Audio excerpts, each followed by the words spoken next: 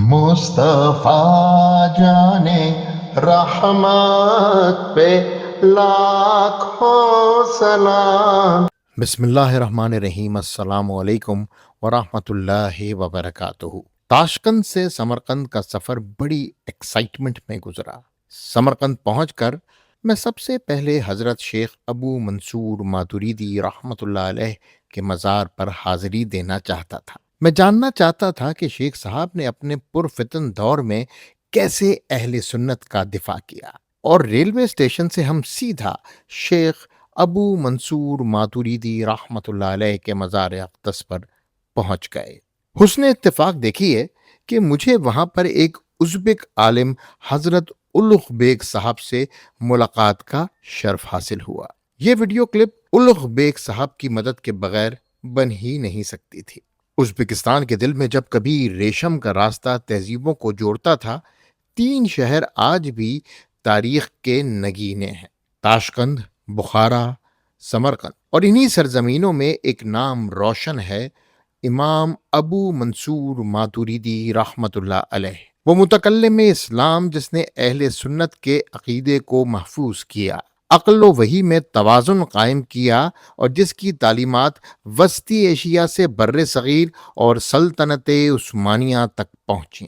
آپ 1853 کے قریب ماتورید سمرقند کے نزدیک میں پیدا ہوئے۔ معتزلہ کے اقلیت پسندوں اور ظاہری لٹرلسٹ گروپوں کے مقابل ایک معتدل راستہ پیش کیا جس میں عقل وحی کی تائید کرتی ہے، اس کی جگہ نہیں لیتی۔ آپ کی مشہور کتاب التوحید آج بھی علم کلام کی بنیادی کتب میں شمار ہوتی ہے۔ امام ماتوریدی رحمۃ اللہ علیہ جس فتنے کا مردانہ وار مقابلہ کر رہے تھے وہ تحریک معتزلہ تھی، جس میں عقل کو وحی پر فوقیت دی گئی تھی اور حدیث کا رد ایک معمول بن گیا تھا۔ تحریک معتزلہ عباسی دور میں اپنی جڑیں مضبوط کر رہی تھی، کیونکہ اس تحریک کو عباسی خلیفہ مامون رشید کی سرپرستی حاصل تھی۔ یہی وہ وقت تھا جب امام ماتوریدی رحمۃ اللہ علیہ نے اس اعتزال یعنی ڈیویشن کے خلاف بہت بڑا علمی جہاد کیا۔ آئیے ذرا غور کرتے ہیں کہ اہل سنت کے دفاع کی یہ تحریک جو کہ شیخ ابو منصور ماتوریدی کی لیڈرشپ میں چلی، اس کے اثرات عالم اسلام میں کہاں کہاں تک پہنچے۔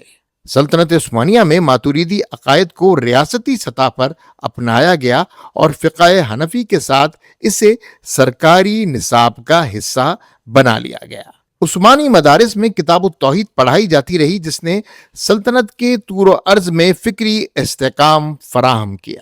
برصغیر میں فارسی اثرات اور تجارتی راستوں کے ذریعے ماتوریدی فکر دہلی، لکھنؤ اور پھر بریلی تک پہنچی۔ یہاں حضرت الغ بیگ نے اعلیٰ حضرت امام احمد رضا خان کا ذکر خیر بھی کیا۔ انہوں نے فرمایا کہ اعلیٰ حضرت امام احمد رضا خان کو ازبکستان کے علمی حلقوں میں جانا اور مانا جاتا ہے، خصوصاً اعلیٰ حضرت کے وہ فتاوی جو عقائد ماتوریدیت سے ہم آہنگ ہیں اور عقل اور وحی میں توازن پر زور دیتے ہوئے قرآن، حدیث اور اجماع امت کو ایمان کا سرچشمہ گردانتے ہیں۔ ان کو قدر اور عقیدت سے دیکھا جاتا ہے۔ کیونکہ ازبکستان کی پوری سرزمین حنفی ماتوریدی ہے، اس لیے اعلیٰ حضرت کا بھی ازبکستان میں ایک خاص مقام ہے۔ حضرت امام ابو منصور ماتوریدی کی پیدائش کے 1006 سال بعد امام احمد رضا خان رحمۃ اللہ علیہ پیدا ہوئے۔ یقین جانیے جس پرفتن دور کا مقابلہ حضرت امام ماتوریدی نے اپنے زمانے میں کیا، کچھ ایسا ہی معاملہ اعلیٰ حضرت امام احمد رضا خان کے ساتھ پیش آیا۔ سنیت کو امام احمد رضا خان کے زمانے میں بھی ٹارگٹ کیا گیا اور اعلیٰ حضرت کے پاس اس کے جواب میں مؤثر ہتھیار ماتوریدیت ہی تھا۔ اس وقت کی تحریک معتزلہ اور امام احمد رضا خان کے زمانے کے سر سید احمد خان میں کوئی فرق نہ تھا۔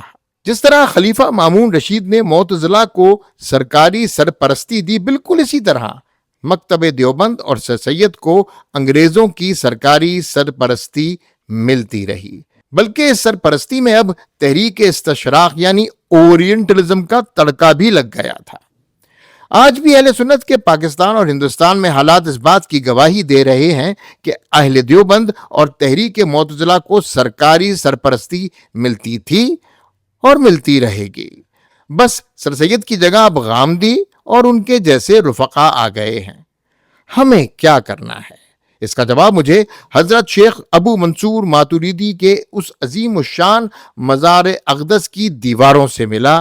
ہمیں اپنے اسلاف کو دوبارہ ڈھونڈنا ہوگا، سمجھنا ہوگا، اور وہ علمی جہاد جو آج سے 150 سال پہلے امام احمد رضا خان نے فتنوں کے خلاف لڑا اور امام ابو منصور ماتوریدی رحمت اللہ علیہ نے 1000 سال پہلے اسی قلم و بیان کی آج اشد ضرورت ہے۔ آج تاریخ کو دہرانا ہوگا تاکہ مستقبل بہتر ہو سکے۔ انسنی باتیں، جواد رضا خان۔